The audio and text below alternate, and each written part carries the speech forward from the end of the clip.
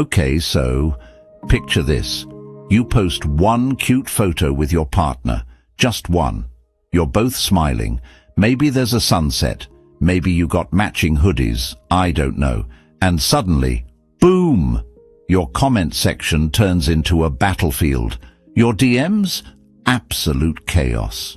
People you haven't talked to in years are suddenly relationship experts with opinions nobody asked for. Wild, right? Here's the thing nobody tells you. Some people will literally lose sleep over your happiness. Not because they hate you. Nah, it's deeper than that. They can't stand what your relationship represents. And today, we're pulling back the curtain on exactly what makes these people's blood boil when they see you thriving with your partner. And trust me, by the end of this, you're gonna start noticing things you've been ignoring for years. Let's get into it. So first up, and this one's sneaky, because most people don't even realize they're doing it. They cannot stand how calm you are. Like, you know that friend who's always in relationship chaos?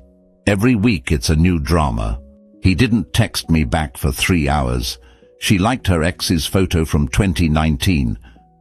Their relationship is basically a reality TV show nobody subscribed to. And then there's you, just existing, peaceful. Your partner forgot to reply. You're not creating a FBI investigation. They went out with friends. Cool, you're binge-watching your show with zero paranoia. This peace? It drives certain people insane. Carl Jung talked about how we project our inner chaos onto others, right? So when someone's constantly in turmoil and they see you just chilling, not fighting every 5 seconds, not posting cryptic quotes at 2 a.m., it's like holding up a mirror to their mess. They'll say stuff like, "You're too relaxed, something's wrong," or "That's suspicious, nobody's that happy." No, Karen, some of us just learned that relationships don't need to feel like a WWE match every Tuesday. Here's what's really happening. Your calm exposes their chaos. Your peace makes their drama look, well, dramatic. And instead of asking, "Maybe I should find peace too," they go, "Something must be wrong with them." I saw this comment once that said, "Healthy relationships are boring." And I'm like, bestie, if you think peace is boring, you need therapy, not a relationship. The envious person sees your stability and feels personally attacked because they've convinced themselves that chaos equals passion, that if you're not fighting, you're not in love. That drama means he cares. Nope, that's just exhausting, and somewhere deep down, they know it. All right, number 2, and oh boy, this one hits different. They can't stand that you don't need the whole internet to validate your relationship. You know the type. Every single thing needs to be posted. "Good morning to my king" posts, anniversary posts for every month. "He bought me fries, I'm so blessed," with 14 hashtags. Look, no shade if that's your thing. Post away. But have you noticed how mad some people get when you don't? I have a friend, right? Been with her man for 4 years. Her Instagram. You'd think she was single. Maybe one photo from a vacation 6 months ago. That's it. And the comments she gets. "Are you guys okay? Why don't you post him? If he loved you, he'd want to be shown off." Excuse me, what? Since when did relationship security come from Instagram stories? Last time I checked, love languages didn't include social media validation. Here's the deal. People who need constant external validation for their relationship are deeply insecure about it. So when they see you not needing that, not performing your love for strangers, it threatens their entire system. Jung would say this is about the persona, the mask we show the world.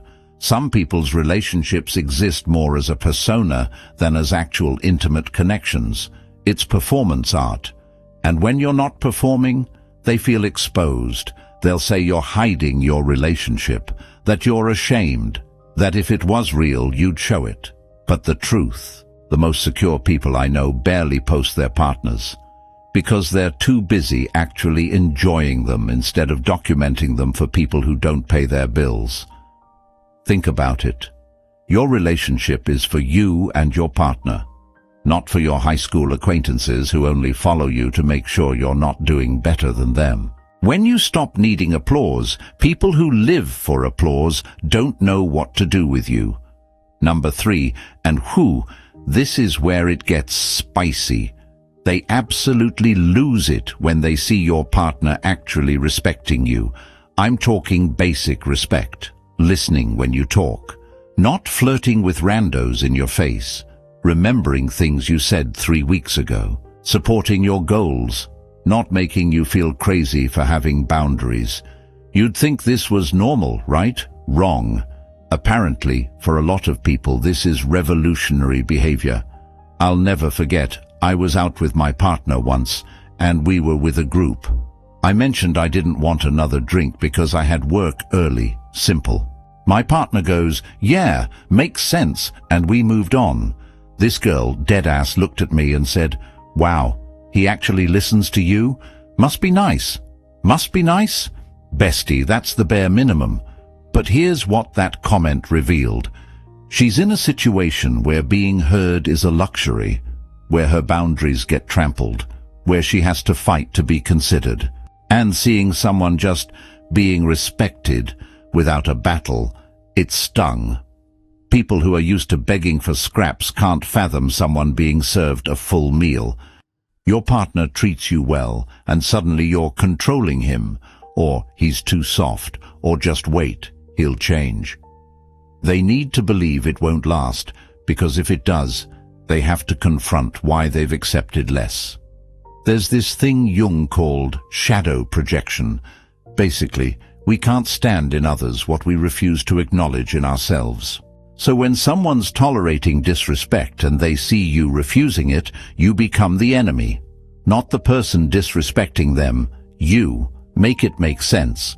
Here's a wild statistic. People will dead stay in relationships where they're disrespected just to avoid being single, and then have the audacity to judge your healthy relationship. The math ain't mathing. If your partner respecting you makes someone uncomfortable, that says everything about what they've normalized, not about you. Okay, number 4 is genuinely hilarious to me because it's so obvious, but people still can't handle it. You and your partner actually like each other. Not just love, like you enjoy each other's company. You laugh together. You have inside jokes. You'd choose to hang out even if you weren't dating, and for some reason, this breaks people's brains. I've seen couples who seem to hate each other, like genuinely. Every conversation is passive-aggressive. Every story about their partner is a complaint. Ugh, he wants to hang out again, or she's so annoying, always wanting to talk. Then, why are you together? Because I love him. But do you like him though? Crickets.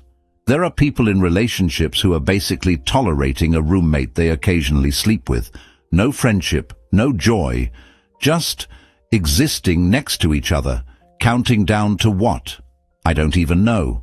So when they see you genuinely cracking up with your partner, enjoying a random Tuesday night, having fun doing absolutely nothing special, it's confusing to them. They'll say stuff like, "You're still in the honeymoon phase, even if you've been together for 5 years." Or, "Just wait till you really know each other," as if knowing someone better is supposed to make you like them less. That's tragic. Jung talked about the concept of individuation, becoming your true self. And part of that is being with someone who sees your true self and actually likes it, not the version of you that you perform, the real one. But if you've never experienced that, if you're with someone who only likes the idea of you or what you provide, then seeing genuine companionship looks fake. It looks too good.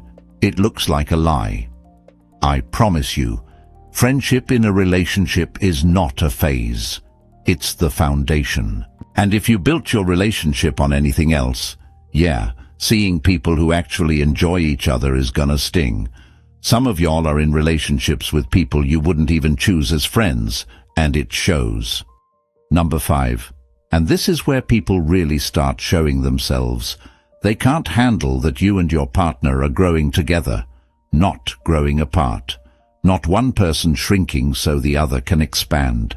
Together, both leveling up. You know what I'm talking about. You start a business, your partner's hyping you up.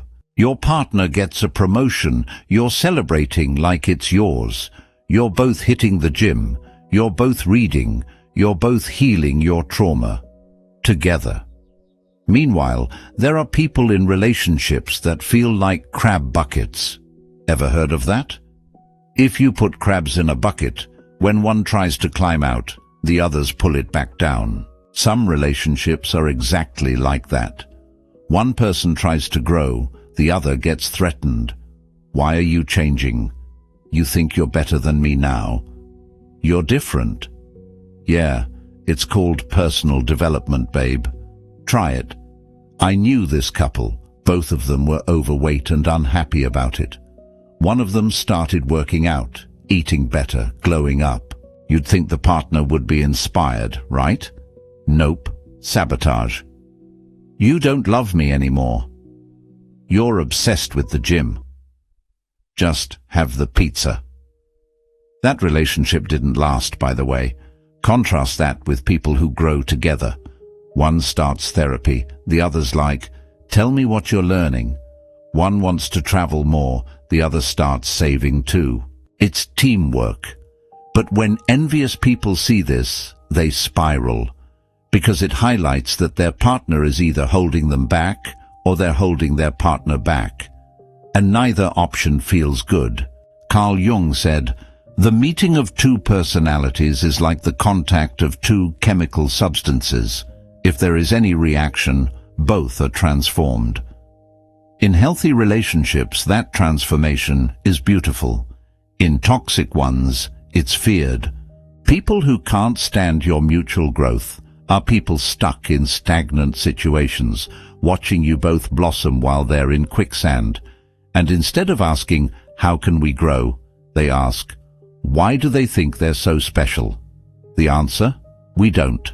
We just refuse to stay stuck. All right. Number 6 is a big one, and honestly, it's exhausting that this even needs to be said. Envious people cannot stand that you don't play games. No, let me post this to make him jealous. No, I'm not texting back for 3 days to seem mysterious. No, let me talk to my ex to see if she notices. None of that middle school nonsense.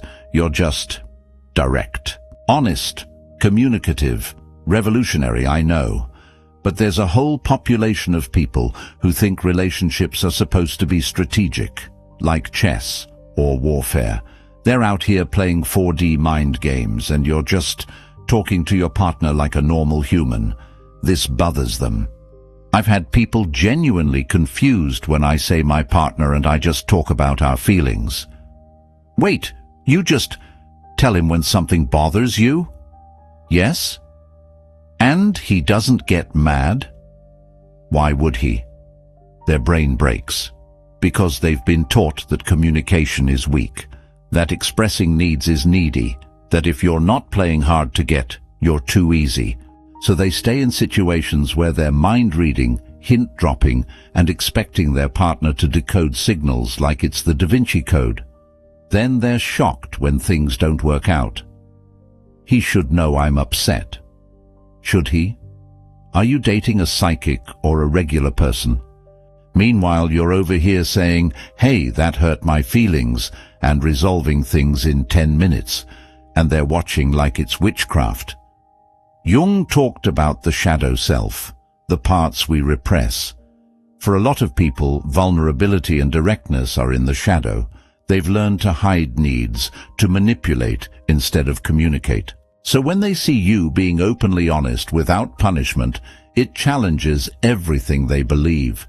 They'll call you too much or too intense, or say, you're gonna scare him away being so honest. Bestie, if honesty scares someone away, they were supposed to leave. That's the filter working. People who play games are either with people who play games back, exhausting, or with people who are confused why adulting feels like high school, also exhausting. You refusing to play is not boring, it's mature, and maturity makes immature people uncomfortable. Number 7, and hoo boy, this one really gets under people's skin. They hate that your relationship doesn't define your entire identity. You're still you. You still have hobbies, friends, goals, dreams, interests. Your whole personality didn't get replaced with girlfriend or boyfriend. But for some people, the relationship is the personality. You ask them about themselves. They talk about their partner, their entire social media, partner, their entire schedule, partner, their entire sense of self, partner. And listen, love is beautiful. Prioritizing your partner is great. But if you disappear as an individual, that's concerning. I've seen people lose themselves so completely that when the relationship ends, they don't even know who they are anymore. I don't know what I like. I don't have any friends anymore. Who am I without them? That's not love. That's fusion. That's codependency. But you're out here maintaining your identity. You have girls' night, guys' night, your own hobbies, your own bank account, your own dreams that don't require your partner's permission. And people who've morphed into we instead of I find this threatening. They'll hit you with, "You still go out without him? Don't you miss him?" Or, "She lets you have your own friends. That's weird." Lets me? I'm a grown adult, not a pet. Carl Jung emphasized the importance of individuation. You can't have a healthy union without two whole individuals. Two halves don't make a whole in relationships. Two wholes make something extraordinary. But if you never developed a whole self, seeing someone maintain theirs while in love feels like betrayal to the relationship model, you know. Here's the thing. The strongest relationships are between two people who could survive alone but choose to be together. Not two people clinging to each other because they're terrified of themselves. When your relationship is part of your life, not your entire life, it's healthier. But people who have nothing else, they can't comprehend that.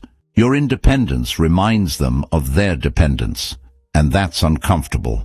Number 8. And this is where people really start acting up. They absolutely cannot deal with the fact that you set boundaries with outsiders. You don't let friends disrespect your partner. You don't entertain exes sliding in DMs. You don't allow family to cross lines. You protect your relationship like it's valuable. Because it is. But oh, the audacity, right? I've watched people get genuinely offended when someone sets a boundary for their relationship. Wait. You're not coming to the club because your partner's uncomfortable with that scene. You're so controlled. No, it's called mutual respect and choosing not to put myself in situations that could hurt someone I love. Wild concept. Or the ex who keeps trying to be friends and you're like, "Nah, we're good," and suddenly you're insecure or jealous or living in the past. Nope, just protecting my peace and my relationship. Boundaries aren't walls, they're gates. I decide what comes in. Here's what really happens. People who can't set boundaries are bothered by people who can, because your boundary might exclude them. And they don't like that. Your mum wants to drop by unannounced, but you and your partner establish that you need notice. You've changed. She's controlling you. Your boys want you to go to the strip club every weekend, but you're not about that anymore. You're whipped, bro. Setting boundaries means sometimes saying no to people who are used to you saying yes, and those people will frame your healthy boundary as a problem. Jung talked about how we teach people how to treat us. Boundaries are the lesson plan. Without them, people will push and push until they're in your business, in your bed, in your relationship, causing problems. But when you set them clearly, the right people respect them. The wrong people reveal themselves by fighting them. I saw a quote once. Boundaries don't push people away. They filter out those who never valued your space. Facts. If someone gets mad that you won't let them disrespect your relationship, they were planning to disrespect your relationship. That's not your friend. That's not your family supporting you. That's someone who benefited from your lack of boundaries. Your relationship has a fence now, and people who respected you were never trying to jump it anyway. And finally, number 9, the big one, the root of it all.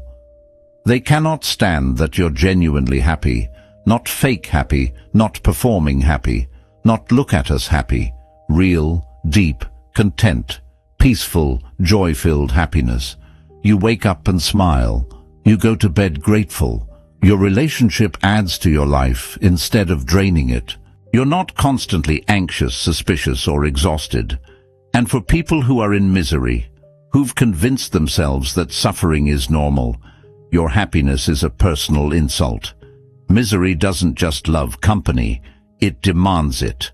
There are people who will watch you glow, and instead of celebrating, they'll start poking holes.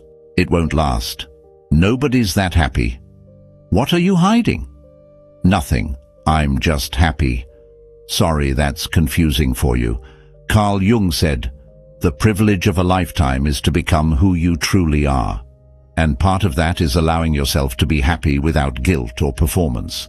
But we live in a world where people bond over trauma and complaints, where being negative is relatable and being positive is seen as fake. So when you show up genuinely content, at peace, thriving in love, you break the script. You're not playing the game. You're not participating in the collective misery. And that makes people uncomfortable. Here's the truth. Your happiness doesn't take away from anyone else's potential for happiness. But people who feel stuck will see your joy as proof that they're failing. Instead of being inspired, they're triggered. Let them be triggered. Your relationship, your peace, your joy, it's not up for debate. It's not a performance for validation. It's your life. And the fact that some people can't tolerate it, that's their journey, not yours. Keep glowing. Keep loving. Keep protecting your peace. Because the right people will celebrate you, and the wrong people will expose themselves. Either way, you win. So there you have it. 9 things envious people absolutely cannot stand about your relationship. If you recognized any of these, drop a comment and let me know which one hit hardest. And if you've dealt with jealous people trying to mess with your happiness, you're not alone. We've all been there. Remember, people's reactions to your relationship say everything about them and nothing about you. Protect your peace, love your person, and let the haters stay mad. If you enjoyed this, smash that like button, subscribe if you haven't already, and share this with someone who needs to hear it.